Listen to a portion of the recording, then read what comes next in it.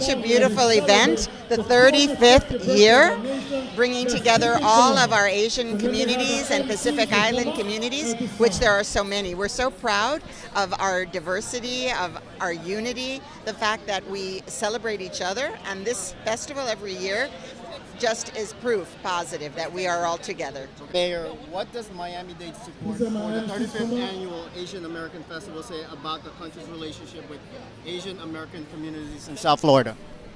For sure, as mayor, we will always be celebrating and uplifting all of these incredibly beautiful and culturally rich countries and communities.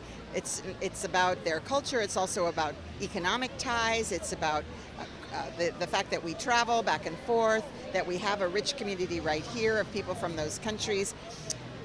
We are going to continue that. Where there are pressures right now at the national level that are interfering with our efforts, and we are going to maintain our posture, open, affirming, inclusive.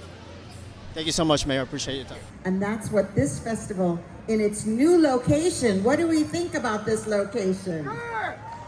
Right? A plus, A plus. And we know that we will only continue to grow and flourish. So on behalf of Miami-Dade County, I'm cutting my remarks short because you already heard from me.